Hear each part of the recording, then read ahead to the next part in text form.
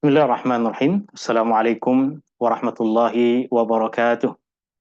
Alhamdulillahilladzi bi ni'matihi tatimmus shalihat. Alladzi hadana li hadza wa ma kunna linahtadiya laula an hadanallah. Asyhadu an la ilaha illallah wahdahu la syarika lah wa asyhadu anna Muhammadan abduhu wa rasuluh. Allahumma shalli ala Muhammad wa ala ali Muhammad kama shallaita ala ali Ibrahim innaka Hamidum Majid. Allahumma barik ala Muhammad wa ala ali Muhammad kama barakta ala ali Ibrahim innaka Hamidum Majid. Subhanaka la ilma lana illa ma 'allamtana innaka antal alimul hakim. Allahumma inna nas'aluka ilman nafi'a wa rizqan tayyiba wa amalan mutaqabbala. Ya Allah, ya Rahmanu ya Rahim. Ya Allah, berkatilah umur kami. Ya Allah, berkatilah ahli keluarga kami. Ya Allah, berkatilah rizki yang kau kurniakan kepada kami. Ya Allah, berkatilah ilmu yang kau ajarkan kepada kami. Ya Allah, berkatilah anak-anak kami. Ya Allah, berikanlah kepada kami ilmu yang bermanfaat. Ya Allah, berikanlah kepada kami rizki yang halal dan baik. Ya Allah, kurniakanlah kepada kami amal ibadah yang kau terima. Ya Allah, sembuhkanlah orang-orang yang sakit di antara kami. Ya Allah, sembuhkanlah orang-orang yang sakit di antara ahli keluarga kami. Ya Allah, sembuhkanlah orang-orang yang sakit di antara sahabat-sahabat kami. Ya Allah, sembuhkanlah orang-orang yang sakit di antara jiran tetangga kami. Ya Allah, jadikanlah kami dan ahli keluarga kami orang-orang yang mendirikan salat. Ya Allah, jadikanlah kami dan zuriat kami orang-orang yang mendirikan salat. Ya Allah, jadikanlah kami dan zuriat kami orang-orang yang mendirikan salat. Ya Allah, bantulah saudara-saudara kami di Palestina. Ya Allah, bantulah saudara-saudara kami di Palestina. Ya Allah, berikanlah pertolongan dan kemenangan kepada saudara-saudara kami di Palestina. Ya Allah, berikanlah makan kepada orang yang lapar di antara mereka. Ya Allah, berikanlah air kepada orang yang dahaga di antara mereka. Ya Allah, berikanlah obat kepada orang yang sakitan di antara mereka. Ya Allah, berikanlah tempat tinggal kepada orang yang tiada tempat tinggal di antara mereka. Ya Allah, ya Rabbal Alamin. Rabbana taqabbal minna innaka antas sami'ul alim. Wa tub alaina innaka antat tawwabur rahim. Rabbana atina fid dunya hasanah wa fil akhirati hasanatan wa qina adzaban nar. Wa sallallahu ala nabi Muhammadin walhamdulillahi rabbil alamin. Tuan-tuan, puan-puan, hadirin yang dirahmati Allah Subhanahu wa taala. Alhamdulillah kita berhimpun kembali di dalam majlis ilmu kita di petang hari ini ya, insyaallah. Dalam majlis ilmu ini ayat dan hikmah kita akan membaca surah Thaha ayat 113 dan 114. Pada dua ayat ini Allah Subhanahu wa taala menceritakan kepada kita tentang Al-Qur'an.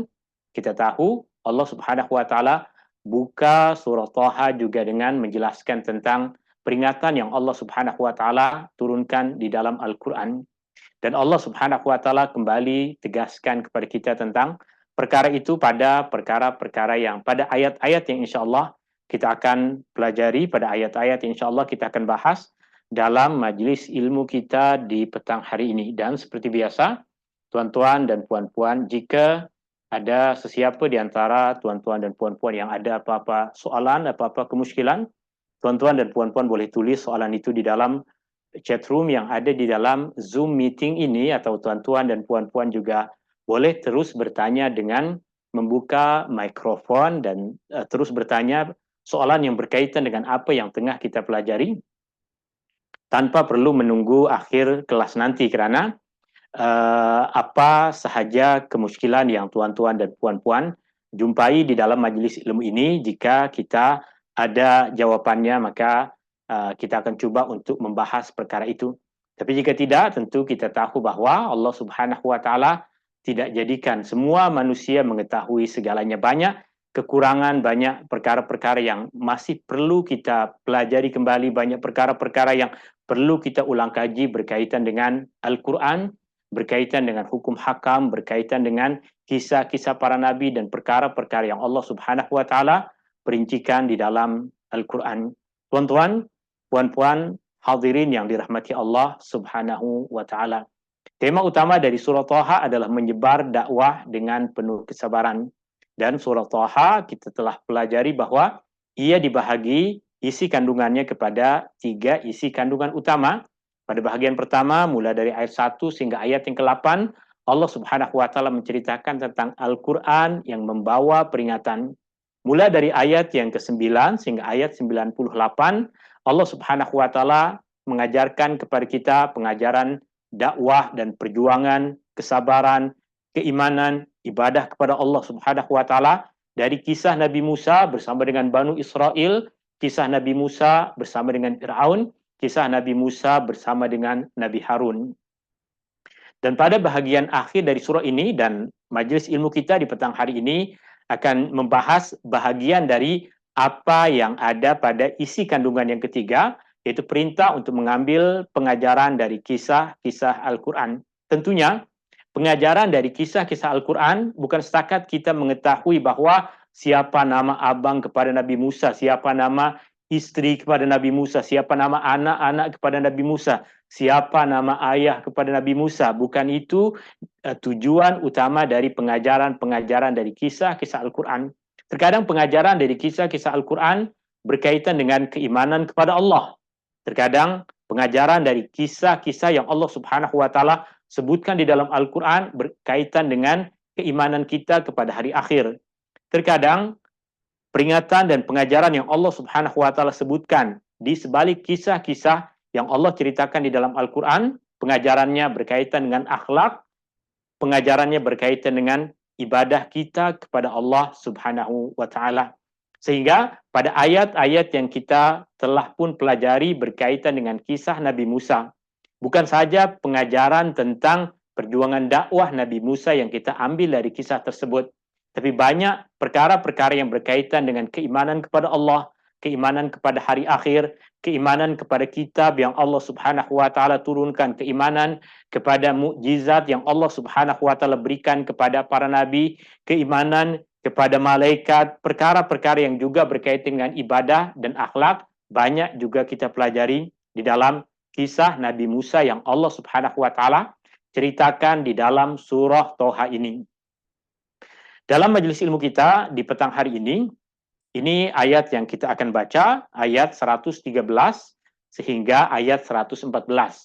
Nota yang berkaitan dengan ayat-ayat ini telah pun saya kongsikan kepada tuan-tuan dan puan-puan di dalam channel WhatsApp, dan nota tafsir Ibnu Katsir adalah rujukan utama di dalam majelis ilmu kita, dan apa yang saya kongsikan kepada tuan-tuan dan puan-puan adalah terjemahan dari ringkasan tafsir Ibnu Katsir.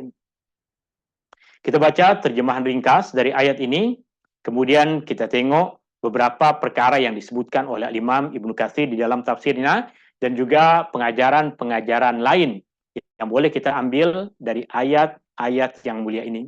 Allah Subhanahu wa taala berfirman, A'udzubillahi minasyaitonir rajim. Wa kadzalika anzalnahu Qur'anan Arabiyya wa sarrafna fihi minal wa'idi la'allahum yattaquna aw yuhditsu lahum dzikra. Wa kadzalika, dan demikianlah, anzalnahu, kami telah menurunkannya, yaitu Al-Quran. Demikianlah, kami telah menurunkan Al-Quran. Qur'anan Arabiyan, sebagai bacaan dalam bahasa Arab. Wasarrafna fihi, dan kami telah terangkan di dalamnya, minal wa'id, berbagai-bagai amaran, la'allahum yattaqun, supaya mereka semua umat manusia yang telah sampai kepadanya Al-Quran, yattaqun, boleh bertakwa kepada Allah Subhanahu wa taala, takut kepada Allah, takut kepada murka dan azab Allah.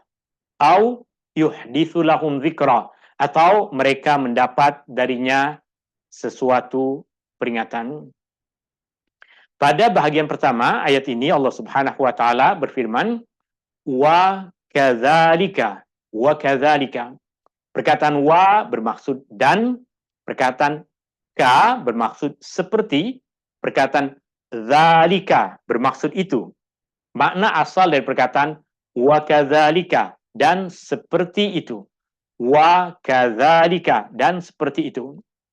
Perkataan wa bermaksud dan, ka bermaksud seperti, dan dzalika bermaksud itu.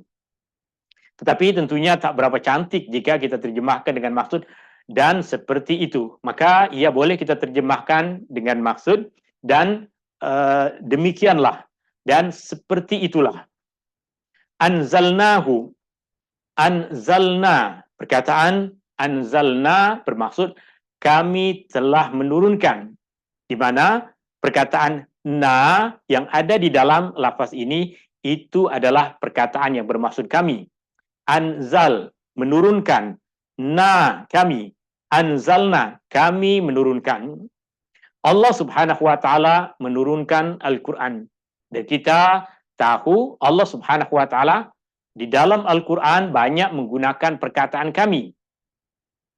Allah Subhanahu wa taala menggunakan perkataan kami boleh jadi pada bentuk-bentuk ayat yang Allah Subhanahu wa taala memberikan kepada makhluknya, kepada malaikat, kuasa untuk mereka melakukan tugasan-tugasan yang diperintahkan oleh Allah Subhanahu wa taala. Seperti penurunan Al-Qur'an. Allah Subhanahu wa taala perintahkan Jibril untuk menurunkan Al-Qur'an kepada Rasulullah sallallahu alaihi wasallam.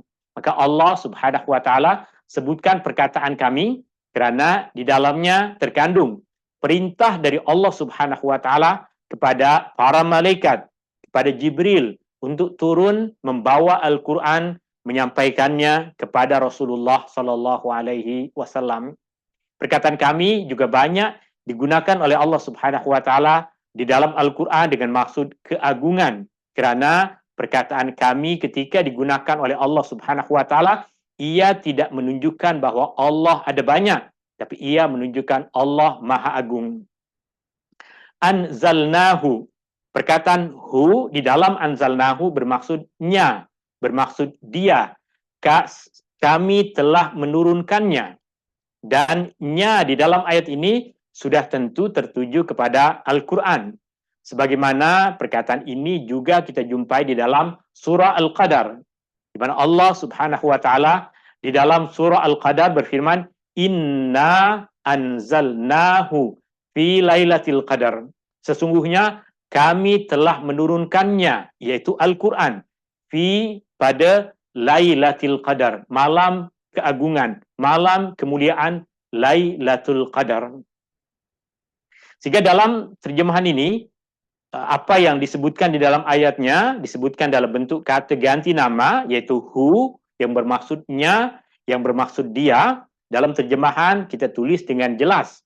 Ini agar orang yang membaca boleh terus memahami bahawa perkataannya di dalam ayat ini bermaksud Al-Quran. Qur'anan Arabiyan, Quran dalam bahasa Arab. Qur'anan Arabiyan. Perkataan Quran boleh bermaksud bacaan. Perkataan Quran boleh bermaksud bacaan. Artinya, Al-Quran adalah kitab yang Allah Subhanahu wa taala turunkan kepada Rasulullah sallallahu alaihi wasallam. Kitab yang Allah turunkan kepada Rasulullah sallallahu alaihi wasallam, wahyu yang Allah turunkan kepada Rasulullah sallallahu alaihi wasallam, Allah namakan dia sebagai Al-Quran kerana ia adalah bacaan. Bermaksud membaca Al-Quran adalah ibadah kepada Allah Subhanahu wa taala. Allah perintahkan kita untuk membaca Al-Quran. Allah Subhanahu wa taala jadikan Al-Quran sebagai kitab yang kita baca. Membaca Al-Quran adalah bahagian dari ibadah kepada Allah Subhanahu wa taala. Kerana membaca Al-Quran adalah bahagian dari ibadah kepada Allah Subhanahu wa taala, maka cara untuk kita membaca Al-Quran mesti mengikut kepada cara yang Rasulullah sallallahu alaihi wasallam ajarkan kepada kita. Kerana cara yang Rasulullah sallallahu alaihi wasallam membaca Al-Quran adalah cara yang Jibril ajarkan kepada Rasulullah sallallahu alaihi wasallam.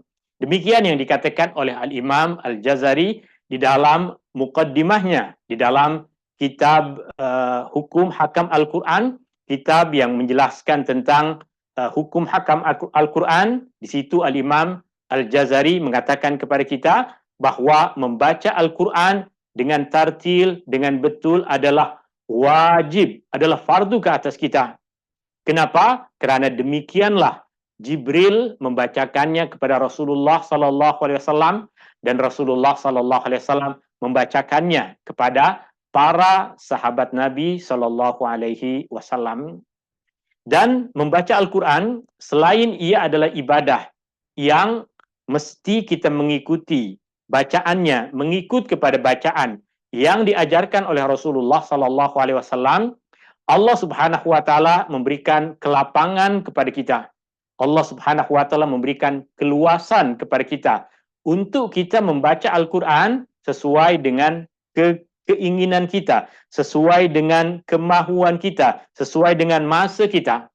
Kita boleh membaca Al-Quran di pagi hari, kita boleh membaca Al-Quran di petang hari, kita boleh membaca Al-Quran selepas solat maghrib, kita boleh membaca Al-Quran sebelum solat zuhur, kita boleh membaca Al-Quran sebelum solat subuh, kita boleh membaca Al-Quran selepas solat subuh. Semua masa adalah masa yang baik untuk kita membaca Al-Quran. Maka jika tuan-tuan dan puan-puan memilih masa-masa tertentu untuk membaca Al-Quran, ia adalah satu perkara yang baik. Kerana membaca Al-Quran meskipun ia ibadah, tapi ia bukan ibadah yang ditetapkan dan ditentukan masanya oleh Allah Subhanahu wa taala. Berbeza dengan sebahagian ibadah-ibadah yang lain. Puasa misalnya. Puasa adalah ibadah kepada Allah. Tapi puasa hanya boleh dilakukan di siang hari. Tak boleh dilakukan di malam hari. Puasa mesti dilakukan di siang hari. Beza dengan baca Al-Quran. Kita nak baca Al-Quran di siang hari, boleh. Nak membaca Al-Quran di malam hari, boleh. Beza dengan puasa. Beza dengan ibadah haji. Yang tentunya ibadah haji ada masa-masa tertentunya. Allah berfirman di dalam Al-Quran, Al-Hajju Ashhurum Ma'lumat. Haji adalah ibadah yang difardukan pada masa-masa tertentu, pada bulan-bulan tertentu. Beza dengan membaca Al-Quran. Bulan apa sahaja kita boleh membaca Al-Quran. Hari apa sahaja kita boleh membaca Al-Quran. Maka tiada masa yang dikatakan bid'ah dalam membaca Al-Quran.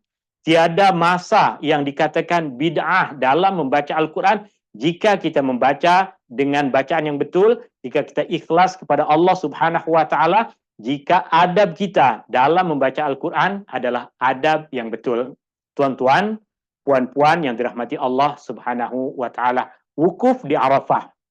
Wukuf di Arafah hanya boleh dilakukan di Arafah dan pada tempoh masa yang telah ditetapkan oleh Rasulullah sallallahu alaihi wasallam.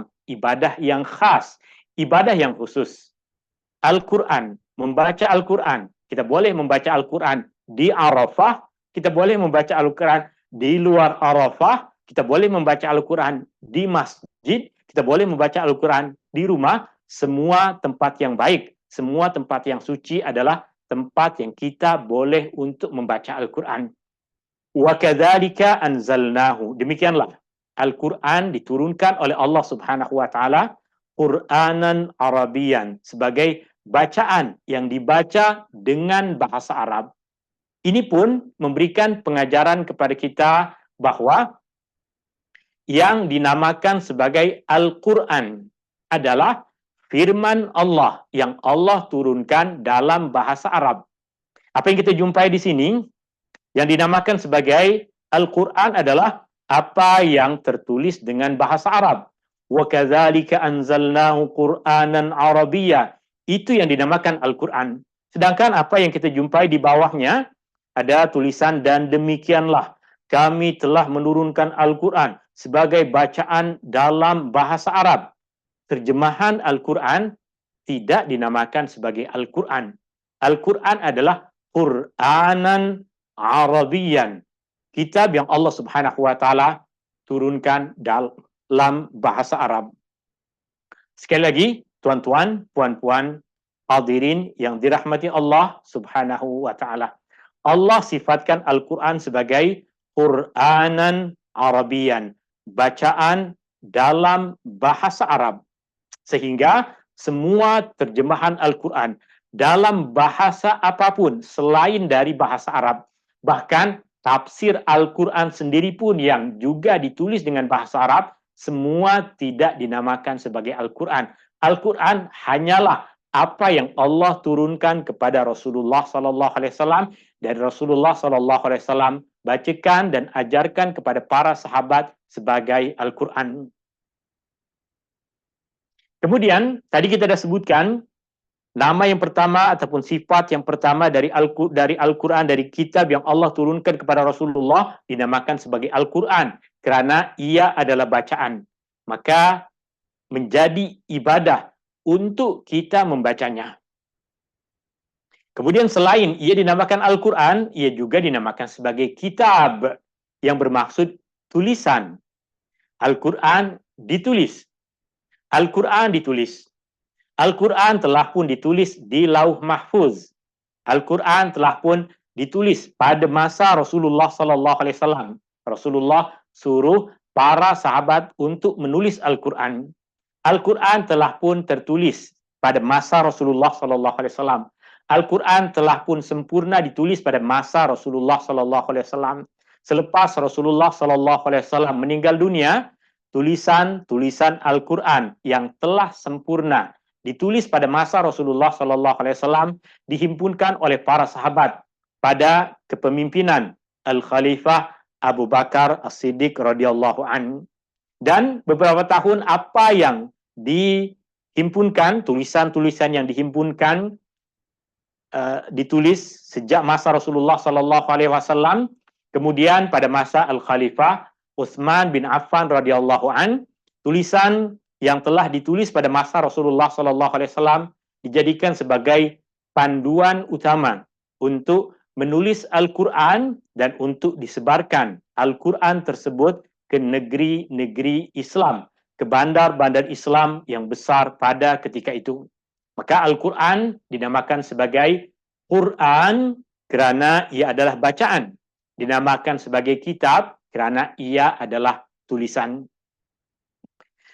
Tuan-tuan, puan-puan yang dirahmati Allah Subhanahu wa taala. Ini bahagian yang pertama dari ayat ini, wa kadzalika anzalnahu Qur'anan Arabiyya.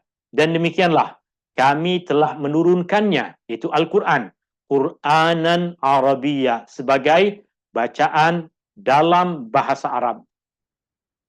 Al-Imam Ibnu Katsir menyebutkan berkaitan dengan ayat ini, Allah berfirman, kerana hari kebangkitan dan hari pembalasan ke atas perbuatan baik dan perbuatan buruk mesti terjadi, maka kami turunkan Al-Quran sebagai pemberi berita gembira dan peringatan dalam bahasa Arab yang jelas, dalam bahasa Arab yang fasih, tanpa dijumpai di dalamnya kesilapan dan kesalahan, tanpa ada kesulitan orang yang mempelajari bahasa Arab untuk memahami apa yang Allah Subhanahu wa taala firmankan di dalam Al-Quran. Al-Quran Allah turunkan dengan bahasa Arab, bahasa yang dipilih oleh Allah Subhanahu wa taala untuk menurunkan wahyu terakhir kepada Nabi terakhir Muhammad sallallahu alaihi wasallam. Maka memahami bahasa Al-Quran, memahami bahasa yang digunakan oleh Rasulullah sallallahu alaihi wasallam untuk menyampaikan hukum hakam, mempelajari bahasa yang digunakan oleh Rasulullah sallallahu alaihi wasallam untuk menyampaikan wahyu kepada para sahabat, memahami bahasa yang digunakan oleh para sahabat untuk mereka bertanya kepada Rasulullah sallallahu alaihi wasallam, untuk mereka mendengar jawaban dari Rasulullah sallallahu alaihi wasallam, yaitu bahasa Arab, adalah satu kemuliaan dan keutamaan yang besar. Orang yang mempelajari bahasa Al-Quran, orang yang mempelajari bahasa Arab akan menjumpai di dalam Al-Quran kandungan makna yang lebih luas dari apa yang dia jumpai di dalam terjemahan Al-Quran. Kerana tadi dah kita sebutkan, terjemahan bukan Al-Quran. Terjemahan adalah usaha penterjemah untuk memberikan kefahaman kepada orang yang tidak memahami bahasa Al-Quran. Orang seperti kita yang tidak memahami bahasa Al-Quran, mereka menterjemahkan kepada kita untuk memberikan kepada kita kemudahan memahami sebahagian kandungan yang ada di dalam ayat itu. Dan sebahagian kandungan yang lain boleh kita pelajari di dalam tafsir, di dalam kelas-kelas tafsir, di dalam buku-buku tafsir, tetapi tetap orang yang mempelajari keindahan bahasa Al-Quran akan tetap memahami Al-Quran dengan kefahaman yang lebih luas dibandingkan dengan orang yang setakat membaca terjemahan, orang yang membaca tafsiran, orang yang membaca terjemahan dari tafsir Al-Quran. Maka Al-Imam Ibn Katsir mengatakan dalam bahasa Arab yang jelas, dalam bahasa Arab yang fasih, tanpa ada kesalahan, tanpa ada kesulitan. Tuan-tuan, puan-puan yang dirahmati Allah Subhanahu wa Ta'ala, Al-Quran adalah asas bagi ilmu tata bahasa Arab. Al-Quran adalah asas utama bagi ilmu tata bahasa Arab.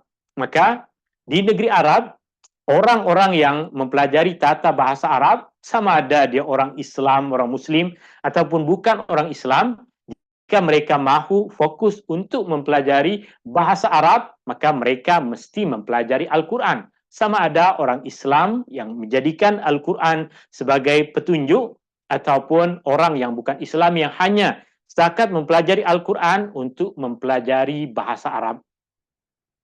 Wa kadzalika anzalnahu Qur'anan Arabian, dan seperti itulah dan demikianlah kami turunkan ia, kami telah menurunkannya Qur'anan Arabian, bacaan dalam bahasa Arab. Kemudian Allah Subhanahu wa taala berfirman, "Wasarrafna fihi minal wa'idi la'allahum yattaqun." Wasarrafna.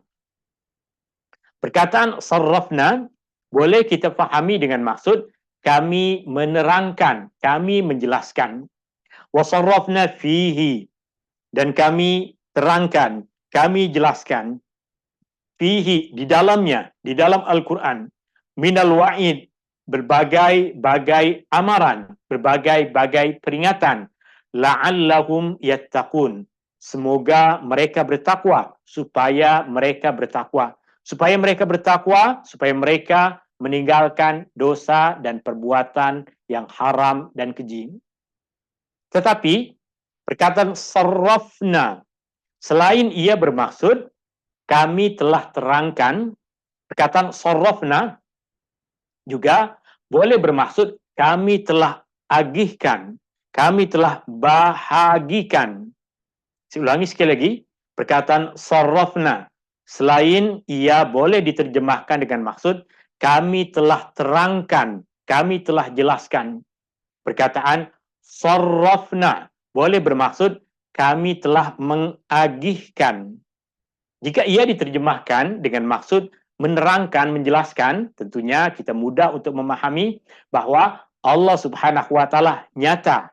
Allah Subhanahu wa taala dengan terang menyebutkan banyak peringatan di dalam Al-Qur'an. Wa sarrafna fihi minal wa'id, dan banyak peringatan-peringatan, amaran-amaran, ancaman-ancaman yang Allah Subhanahu wa taala sebutkan di dalam Al-Qur'an.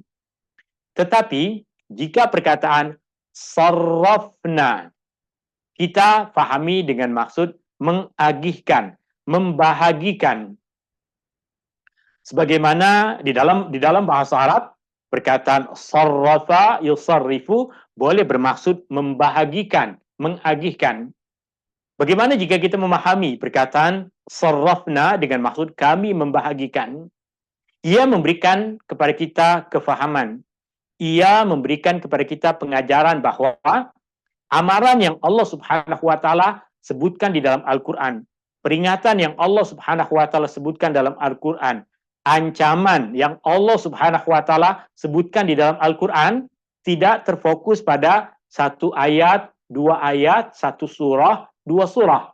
Tapi Allah Subhanahu wa taala sebarkan pada banyak ayat-ayat Al-Qur'an, pada banyak surah-surah Al-Qur'an. Ia memberikan juga kepada kita kefahaman bahwa Al-Quran bukan kitab yang diturunkan mengikut kepada tajuk pembahasan. Al-Quran tidak diturunkan mengikut kepada tajuk pembahasan. Bagaimana jadinya jika Al-Quran diturunkan mengikut kepada tajuk pembahasan? Contoh, surah yang pertama berbicara tentang keimanan. Surah yang pertama berbicara tentang keimanan kepada Allah. Surah yang kedua berbicara tentang keimanan kepada hari akhir. Surah yang ketiga berbicara tentang keimanan kepada malaikat. Surah yang ketiga berbicara tentang keimanan kepada Nabi dan Rasul. Surah yang selanjutnya berbicara tentang keimanan kepada kitab, keimanan kepada qada dan qadar. Kemudian berbicara, surah selanjutnya berbicara tentang salat. Surah selepasnya berbicara tentang puasa. Jika Al-Quran dibahagi, diturunkan oleh Allah Subhanahu wa Ta'ala mengikut kepada tajuk, bukankah akan lebih memudahkan bagi kita untuk memahami Al-Quran dibandingkan dengan wasarrafna fihi minal wa'id. Kami bahagikan peringatan-peringatan yang ada di dalam Al-Quran pada surah-surah yang berbeza.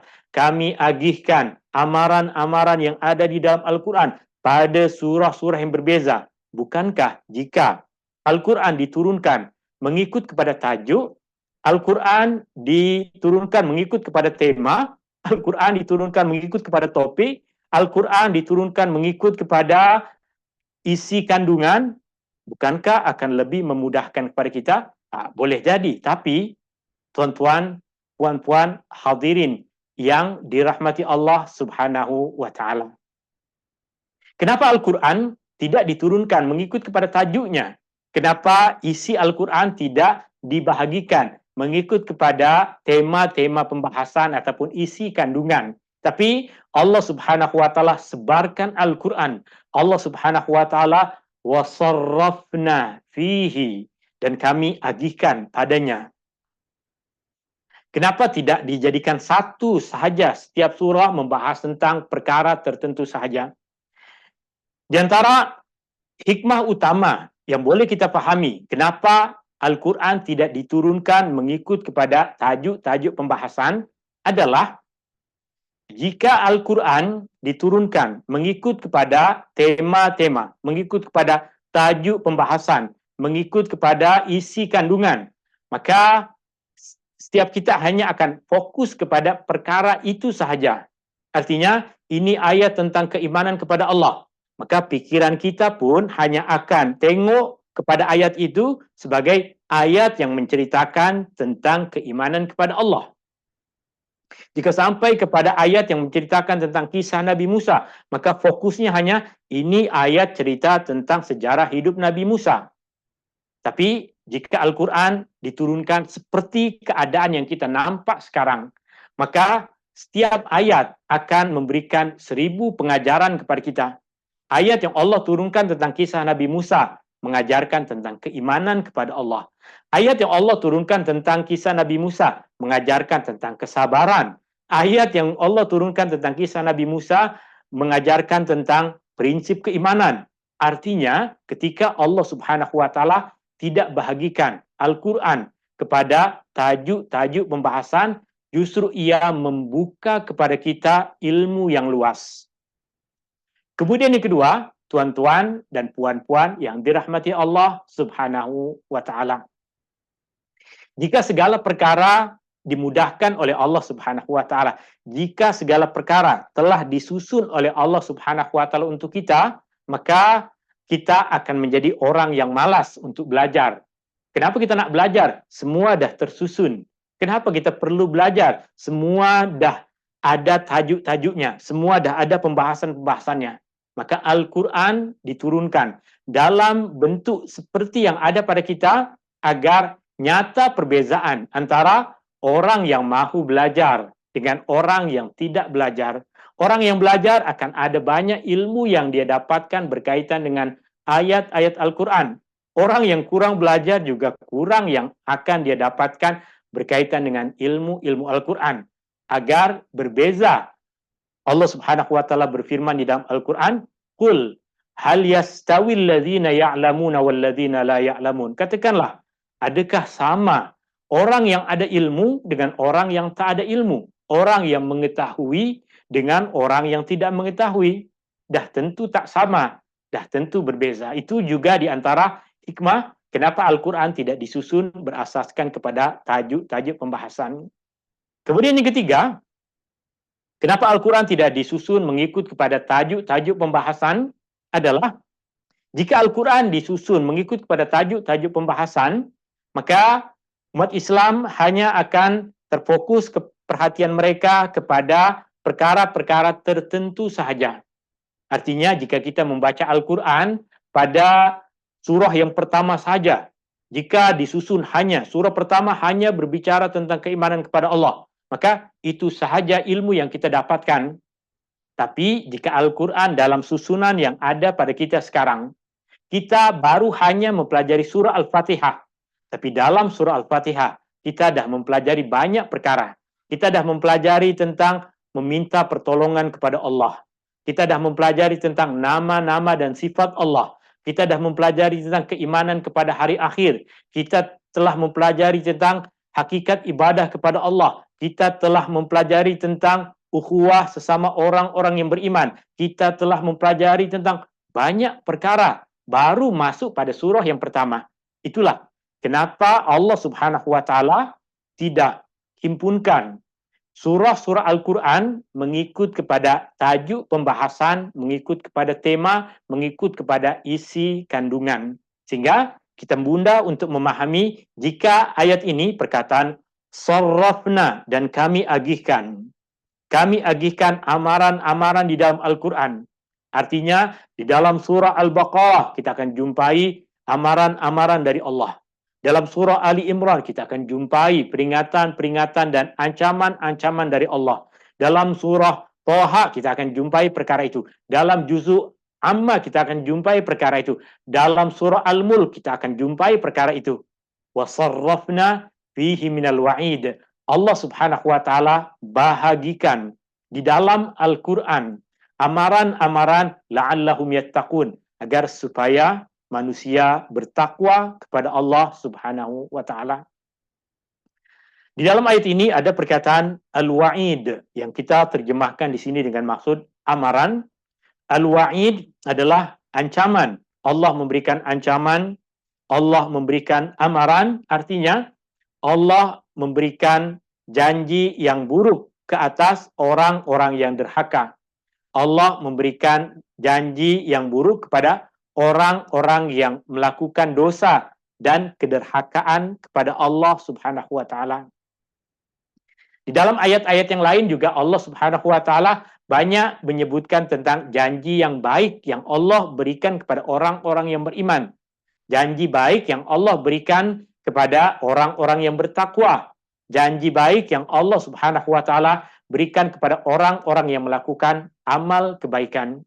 Semua janji-janji yang baik, seperti Allah berjanji untuk memasukkan orang yang beriman ke dalam syurga. Allah berjanji untuk memasukkan orang yang beramal saleh ke dalam syurga. Itu adalah janji-janji yang baik.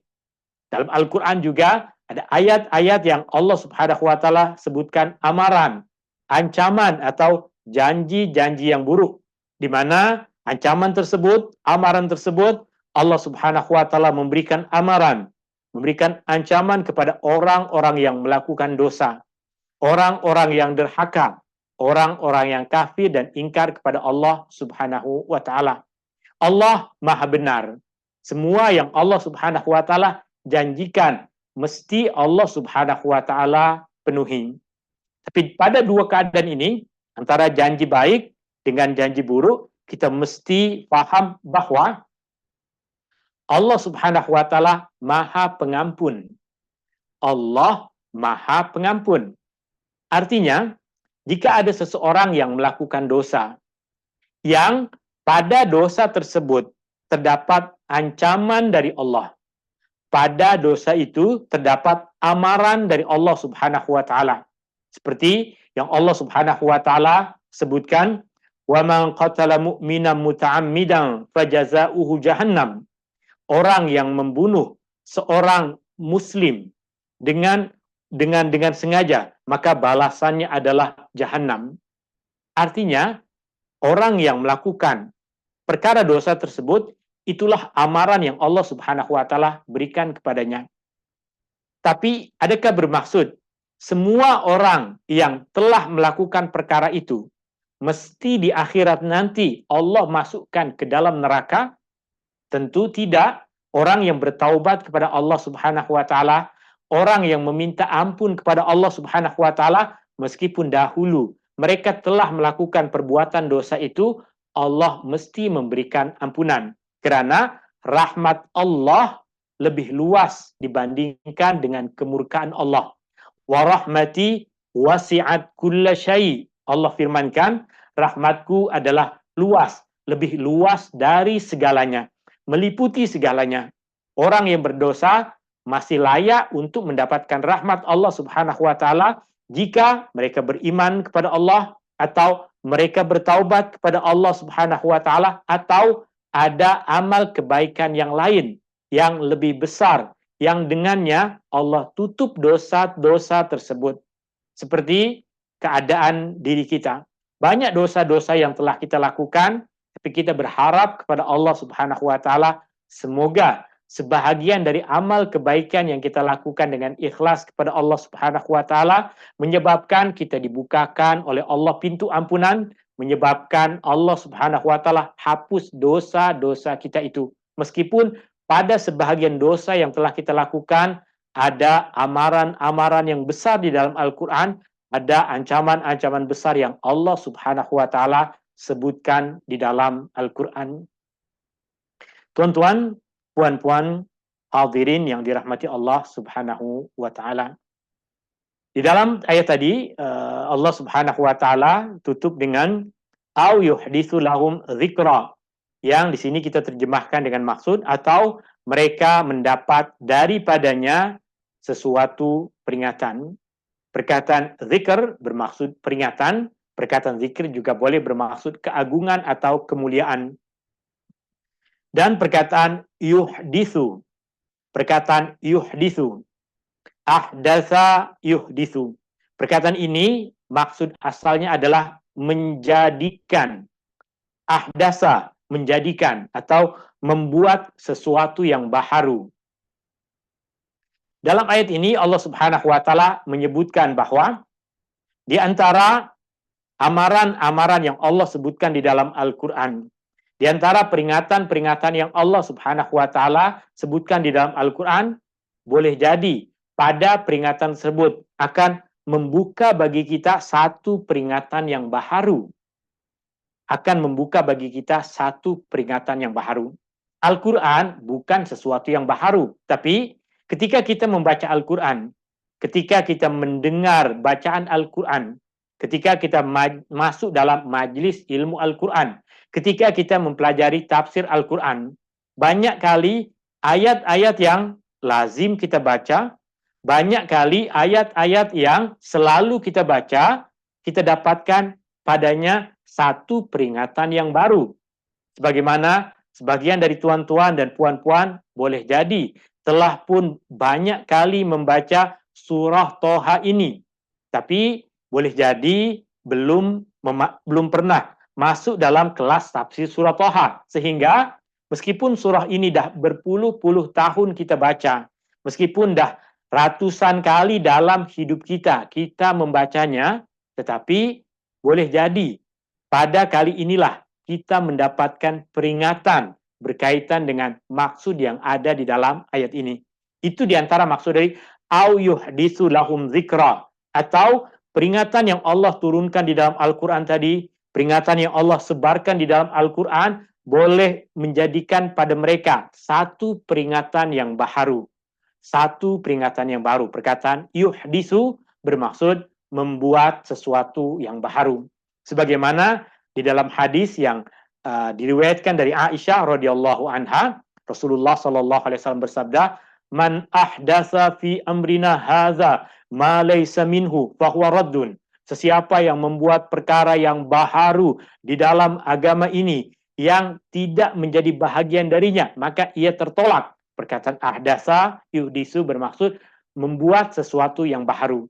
Maka jika perkataan yuhditsu di dalam ayat ini kita pahami dengan makna itu membuat sesuatu yang baharu, bukan bermaksud kita yang membuat sesuatu yang baharu, tapi Al-Quran dan peringatan-peringatan yang Allah sebarkan di dalam Al-Quran, boleh jadi menciptakan pada diri kita satu peringatan yang baru, yang dahulu tak pernah pun kita mendapatkan peringatan akan perkara ini semasa kita membaca ayat ini. Dan boleh jadi berkali-kali kita membaca tafsir Al-Quran, baru pada kali tertentu Allah Subhanahu wa taala yuhdis lana zikra. Baru pada ketika itu Allah Subhanahu wa taala menciptakan pada diri kita satu peringatan yang baru. Wallahu taala a'la wa a'lam. Kita sambung kepada ayat selepasnya, yaitu ayat 114. Dalam ayat ini Allah Subhanahu wa taala berfirman, Fata'alallah. Fa bermaksud maka. Ta'alallah. Maha tinggi Allah. Perkataan ta'ala dalam pertuturan boleh kita sebutkan sebelum perkataan Allah, boleh kita sebutkan selepas perkataan Allah. Dalam pertuturan kita boleh mengatakan Allahu Ta'ala. Boleh kita katakan Ta'alallah. Ta'ala bermaksud maha tinggi. Ta'ala Allah, Allah maha tinggi. Allahu Ta'ala, Allah maha tinggi. Perkataan Ta'ala yang dalam ayat ini adalah perkataan yang setiap hari tuan-tuan dan puan-puan ucapkan yang bermaksud maha tinggi.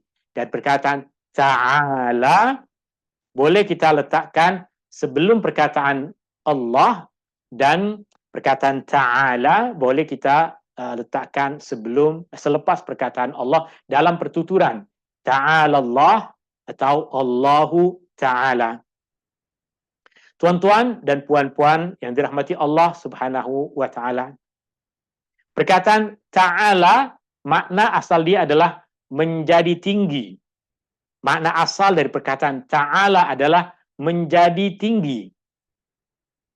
Dalam bahasa Arab kita selalu mendengar perkataan Ta'ala, Ta'ala ketika ada seseorang memanggil kita. Ya Ahmad, Ta'ala, Ya Ahmad, Ta'ala. Perkataan ini adalah perkataan yang berasal dari akar perkataan yang sama dengan apa yang tengah kita sebutkan. Kerana selalunya ketika kita memanggil seseorang, jom pergi, ketika kita mengajak seseorang untuk pergi, selalunya dia tengah berada dalam keadaan duduk, kita meminta kepada dia untuk bangkit dan mengikuti kita. Maka kita akan ucapkan Ta'ala, Ta'ala, yang mana asal dia adalah bangkit, meninggilah, bangkitlah, jangan kau duduk. Itu perkataan Ta'ala dalam pertuturan kita, yang tentunya perkataan ini ketika digunakan oleh Allah Subhanahu wa taala tentu ia difahami dengan makna yang berbeza. Maka dalam terjemahan pun perkataan Ta'ala kita terjemahkan dengan maksud maha tinggi. Ta'ala Allah atau Allahu Ta'ala, Allah maha tinggi. Al-Malikul Haq. Al-Malik bermaksud raja atau yang menguasai seluruh alam. Al-Malik bermaksud raja. Al-Haq yang maha benar. Wala tu'ajjil bil Quran, dan janganlah engkau wahai Muhammad tergesa-gesa dengan Al-Quran, tergesa-gesa membaca Al-Quran. Min qabli ayyuqdha ilaika wahyu, sebelum selesai dibacakan oleh Jibril kepadamu. Waqul, dan katakanlah dan berdoalah dengan mengatakan Rabbi, Tuhanku, wahai Tuhanku, zidni, tambahkanlah untukku, ilma, ilmu. Zidni, tambahkanlah untukku, ilma, ilmu. Kita tengok sedikit demi sedikit maksud dan pengajaran dari ayat ini. Fata'alallah, Allahu Ta'ala, Allah maha tinggi. Al-Malik, Allah maha raja.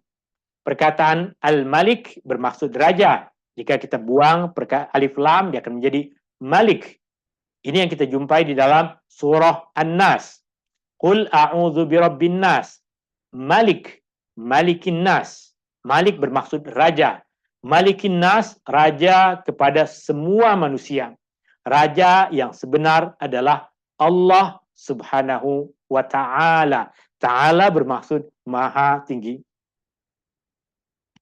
Perkataan Al-Malik di sini diterjemahkan dengan maksud yang menguasai seluruh alam, di mana pada lafaz ini tiada perkataan yang bermaksud seluruh, tiada perkataan yang bermaksud alam, tapi perkataan Malik makna asalnya adalah raja. Tapi kenapa diterjemahkan dengan terjemahan seperti ini? Ini untuk memudahkan kefahaman bagi sebagian orang.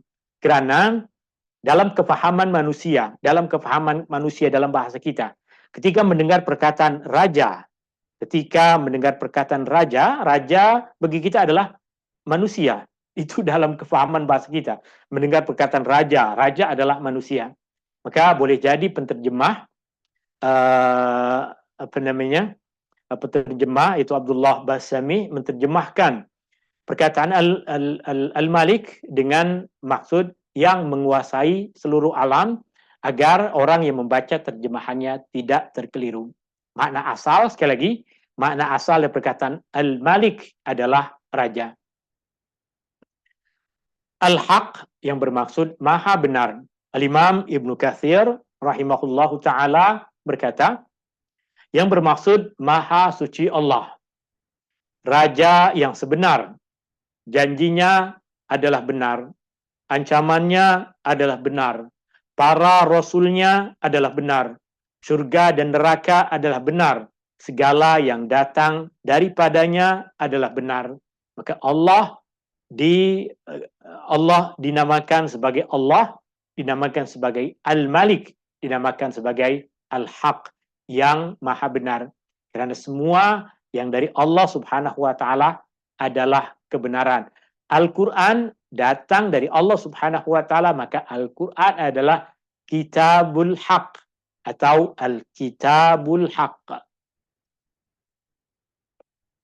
Kemudian Al-Imam Ibnu Katsir rahimahullahu ta'ala berkata, sifat Allah yang maha adil ialah dia tidak mengazab seseorang sebelum memberikan peringatan dan mengutus rasul-rasulnya sebagai bukti bagi makhluk-makhluknya. Sehingga tidak ada hujah, tidak ada keraguan bagi seseorang tentang apa yang telah ditetapkan oleh Allah Subhanahu wa ta'ala. Sebagaimana Allah turunkan peringatan, maka Allah Subhanahu wa taala turunkan Al-Quran. Sebagaimana Allah menjanjikan ancaman yang besar di akhirat bagi orang-orang yang derhaka, Allah turunkan ayat-ayat Al-Quran yang memberikan amaran dan peringatan kepada semua umat manusia. Kemudian pada bahagian selanjutnya di dalam ayat 114 ini, Allah Subhanahu wa taala berfirman, wala ta'jal bil Qur'an, dan jangan engkau tergesa-gesa. Ta'jal, jangan engkau tergesa-gesa. Perkataan ta'jal yang bermaksud engkau tergesa-gesa dimulakan dengan la yang bermaksud jangan. Perkataan ta'jal ini ia adalah perkataan yang akar katanya sama dengan perkataan ta'jil. Ta'jil atau sebagian orang mengucapkannya takjil. Asalnya ta'jil yang bermaksud bersegera berbuka puasa. Orang yang berpuasa disunahkan untuk bersegera. Ia juga berasal dari perkataan yang sama. Ta'jil berasal dari perkataan ta'jal, akar perkataan yang sama. Ajjala yu'ajjilu yang bermaksud menyegerakan. Wala ta'jal, dan jangan engkau tergesa-gesa, dan jangan engkau bersegera bil Quran, dengan membaca Al-Quran. Ia memberikan kepada kita pengajaran yang pertama, membaca Al-Quran tak boleh tergesa-gesa. Tak boleh kita membaca Al-Quran Bismillahirrahmanirrahim, Alhamdulillahirabbil alamin, Arrahmanirrahim. Itu bukan membaca Al-Quran, itu tergesa-gesa. Tak boleh membaca Al-Quran dengan bacaan seperti itu. Bacalah dengan bacaan yang betul, bacalah dengan bacaan yang beradab, bacalah dengan bacaan yang mengikut kepada hukum hakam tajwid, yang hukum hakam tersebut berasaskan kepada apa yang para sahabat dengar dari Rasulullah Sallallahu Alaihi Wasallam. Dalam ayat ini Rasulullah pun dilarang untuk tergesa-gesa dalam membaca Al-Quran. Min qabli ayyuqda ilaika wahyu, sebelum selesai wahyu dibacakan kepadamu. Dalam ayat ini tiada perkataan Jibril, tapi dalam terjemahan kenapa ada perkataan Jibril? Untuk memudahkan kepada kita mengetahui bahwa yang menurunkan wahyu Al-Quran kepada Rasulullah SAW adalah Jibril. Dalam ayat ini, Allah melarang Rasulullah SAW untuk tergesa-gesa membaca Al-Quran. Juga Allah Subhanahu Wa Taala melarang Rasulullah SAW untuk segera membaca Al-Quran sebelum sempurna wahyu diturunkan oleh Jibril kepada Rasulullah SAW. Kenapa? Karena perkara ini boleh kita tengok dari beberapa sudut pandang. Yang pertama, kita tengok dari sudut pandang Rasulullah SAW seperti yang nanti akan diceritakan oleh Abdullah bin Abbas radhiyallahu anhuma. Kita melihat dari sudut pandang Rasulullah SAW. Al-Quran bagi Rasulullah SAW adalah sesuatu yang baharu, satu pengalaman yang baharu. Yang pada masa muda Rasulullah SAW, Rasulullah tak pernah berkenalan dengan Al-Quran. Rasulullah baru pertama kali mendapatkan Al-Quran selepas umur Rasulullah SAW lebih dari 40 tahun. Maka ia adalah satu pengalaman yang baharu bagi Rasulullah SAW. Rasulullah SAW takut beliau tidak mampu untuk menghafal Al-Quran yang banyak diturunkan oleh Jibril kepada Rasulullah SAW. Jika ayat Al-Quran hanya satu ayat, dua ayat, mudah untuk kita menghafalnya. Tapi semakin hari, semakin banyak ayat-ayat Al-Quran yang diturunkan oleh Allah melalui Jibril kepada Rasulullah SAW. Sehingga ada kebimbangan pada diri Rasulullah SAW, ada rasa takut pada diri Rasulullah SAW, dia tidak mampu untuk menghafalnya. Maka setiap kali Jibril membacakan Al-Quran kepada Rasulullah, Rasulullah segera membaca dan mengulang-ulangnya agar dia boleh menghafal apa yang dibaca oleh Jibril kepada Rasulullah SAW. Tapi Allah melarang Rasulullah untuk melakukan perkara itu. Kenapa? Karena Allah akan mudahkan Rasulullah untuk menghafal Al-Quran.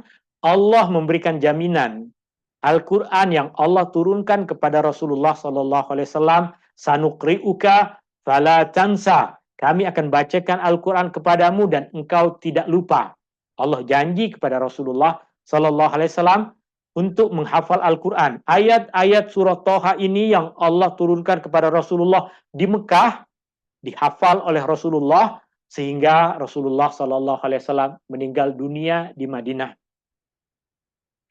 Maka Al-Imam Ibnu Katsir mengatakan, ayat ini sama dengan apa yang difirmankan Allah di dalam surah Al-Qiyamah. Sehingga Allah berfirman dalam surah Al-Qiyamah, la tuharrik bihi lisanaka lita'jala bih, inna alaina jam'ahu wa qur'anah, fa idza qara'nahu fattabi' qur'anah, thumma inna alaina bayanah. Yang bermaksud, janganlah engkau wahai Muhammad kerana hendak cepat menghafaz Al-Quran yang diturunkan kepadamu, menggerakkan lidahmu membacanya sebelum selesai dibacakan kepadamu. Sesungguhnya kamilah yang berkuasa untuk mengumpulkan Al-Quran itu di dalam dadamu dan menetapkan bacaannya pada lidahmu. Oleh itu, apabila kami telah menyempurnakan bacaannya kepadamu dengan perantaran Jibril, maka bacalah menurut bacaan itu. Kemudian sesungguhnya kepada kamilah terserah urusan menjelaskan kandungan Al-Quran yang memerlukan penjelasan. Artinya, Rasulullah SAW beberapa kali melakukan perkara ini sehingga Allah Subhanahu Wa Taala turunkan beberapa kali peringatan kepada Rasulullah SAW untuk Rasulullah SAW fokus mendengar ayat-ayat Al-Quran dari Jibril alaihissalam, sehingga selepas Jibril sempurna membacakannya, baru Rasulullah SAW membacakan ayat itu, memperdengarkannya kepada Jibril alaihissalam. Itu dari sudut pandang Rasulullah SAW. Tentunya dari sudut pandang Jibril yang diperintahkan untuk menurunkan ayat-ayat Al-Quran kepada Rasulullah SAW, sudah tentu sebahagian dari ayat-ayat Al-Quran, satu ayat berkaitan dengan ayat-ayat selepasnya. Sehingga jika bacaannya dipotong maknanya tidak akan lengkap, maknanya akan terputus. Sebagaimana yang kita jumpai misalnya, contoh yang paling mudah adalah apa yang kita jumpai di dalam surah Al-Ma'un, di mana Allah Subhanahu wa taala berfirman, "Fawailul lil musallin." Maka celakalah orang-orang yang sholat. Jika berhenti di situ, maka maknanya tak betul. Kenapa orang-orang yang sholat celaka? Fawailul lil musallin. Tapi tentunya ayat ini berkaitan dengan ayat-ayat yang selepasnya, bahwa orang yang sholat celaka, tapi bukan semua orang yang sholat. Alladzina hum an salatihim sahun, alladzina hum yura'un wa yamna'unal ma'un. Itu orang-orang yang celaka, yang binasa dalam sholat. Orang-orang yang tidak mengambil berat tentang sholat, orang-orang yang riya menunjuk-nunjuk dalam sholat, orang-orang yang tidak terbina akhlaknya dengan sholat, itulah orang-orang yang celaka dalam sholat.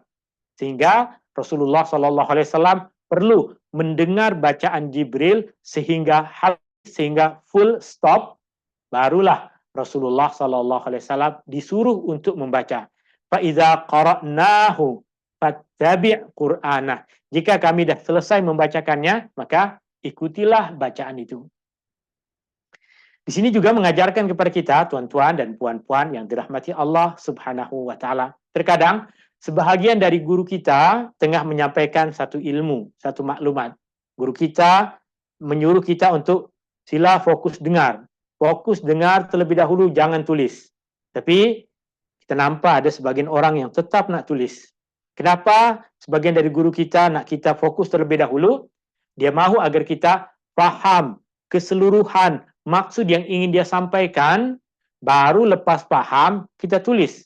Jangan baru bahagian depan dia sampaikan kita tulis, kemudian masa dia tengah menyampaikan bahagian yang penting, kita tengah fokus menulis bahagian yang pertama, sehingga terlepas dari kita kefahaman tentang perkara penting yang tengah disampaikan oleh guru kita itu. Tuan-tuan, puan-puan yang dirahmati Allah Subhanahu wa taala, ini yang tadi kita maksudkan, apa yang diriwayatkan daripada sahabat Nabi SAW, Abdullah bin Abbas. Al-Imam Ibnu Katsir mengatakan, dalam hadis sahih yang diriwayatkan oleh Ibnu Abbas, menyatakan bahwa Rasulullah SAW sangat bersemangat ketika menerima wahyu, sehingga baginda segera menggerakkan lidahnya. Allah kemudian menurunkan ayat yang memerintahkan Rasulullah SAW agar tidak tergesa-gesa membaca Al-Quran sebelum sepenuhnya wahyu diturunkan kepadanya. Dan dalam ayat yang kita tengah baca ini, wala ta'jal bil Qur'ani min qabli ayyuqda ilaika wahyu. Dan janganlah engkau, wahai Muhammad, tergesa-gesa membaca Al-Quran sebelum selesai dibacakan oleh Jibril kepadamu. Yaitu, dengarkanlah wahyu dengan penuh perhatian dan mulalah membaca setelah Jibril selesai menyampaikannya. Dan bagian akhir dari ayat ini, waqul, dan katakanlah, Rabbi zidni ilma, Tuhanku tambahkanlah untukku ilmu. Yang dimaksudkan ialah tambahkanlah ilmu dari Allah, bukan ilmu-ilmu yang merepek, bukan ilmu-ilmu yang tak berguna, bukan ilmu-ilmu yang tiada manfaatnya, tapi ilmu dari Allah Subhanahu wa taala, ilmu yang bermanfaat. Itu yang kita minta agar Allah tambahkan kepada kita.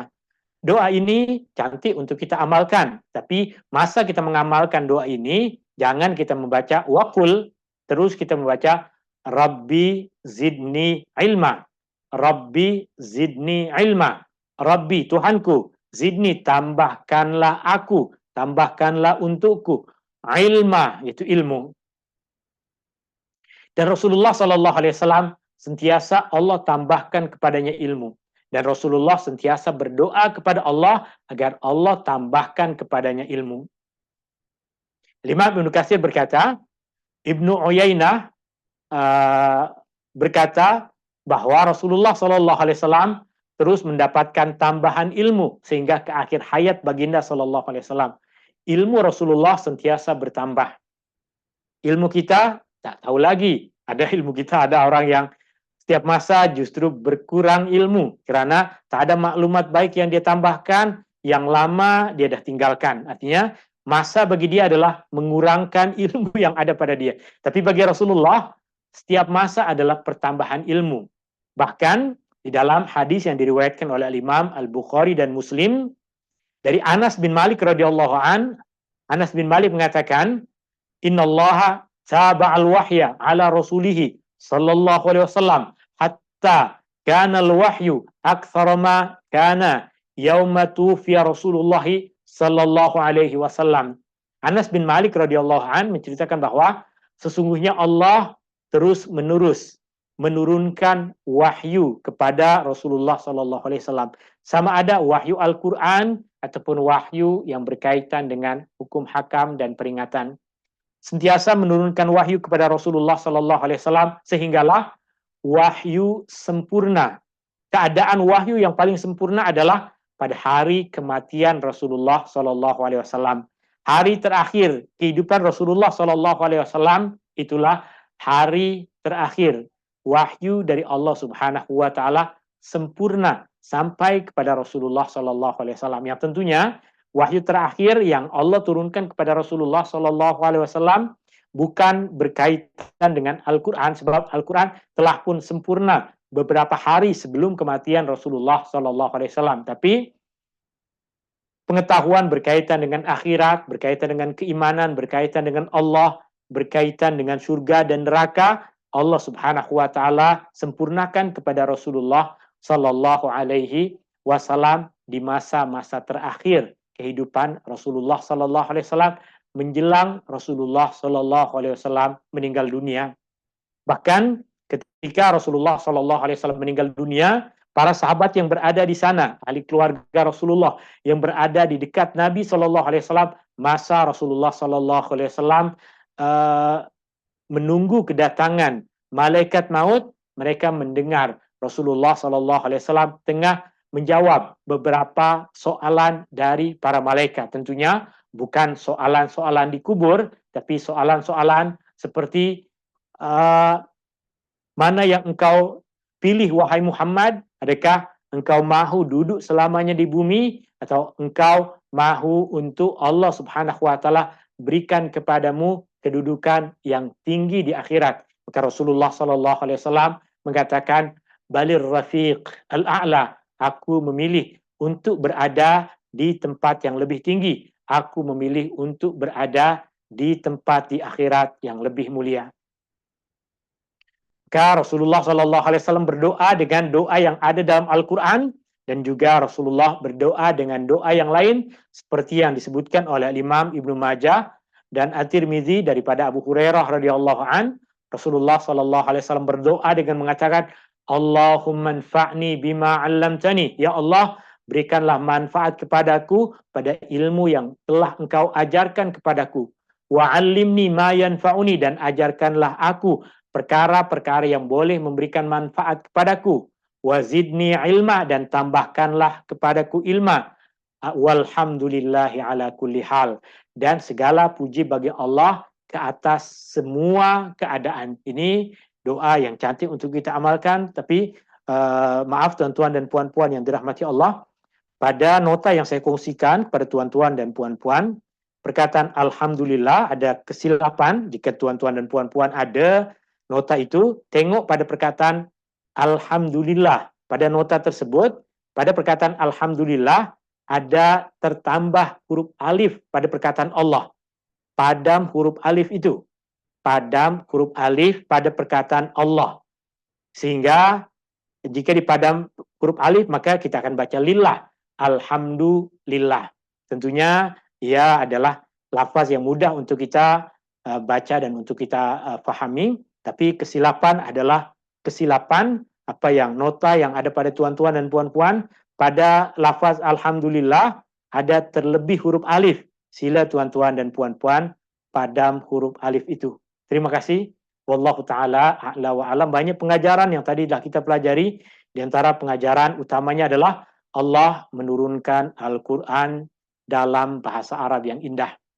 Yang kedua, Allah menjadikan Al-Quran sebagai peringatan dan petunjuk ke jalan yang lurus, petunjuk untuk mendapatkan kemuliaan di akhirat. Dan yang ketiga, mintalah kepada Allah agar Allah tambahkan kepada kita ilmu yang bermanfaat. Dan agar Allah berikan kepada kita manfaat pada ilmu yang Dia telah ajarkan kepada kita. Wallahu ta'ala a'la wa a'lam. Hadani Allah wa iyyakum ajma'in. Subhanakallahumma wa bihamdika asyhadu an la ilaha illa anta astaghfiruka wa atubu ilaik.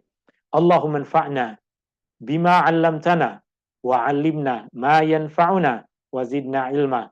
Wa sallallahu ala nabiyyi Muhammadin wa ala alihi wa sahbihi wa baraka wa sallam. Walhamdulillahi rabbil alamin. Syukran. Assalamualaikum warahmatullahi wabarakatuh.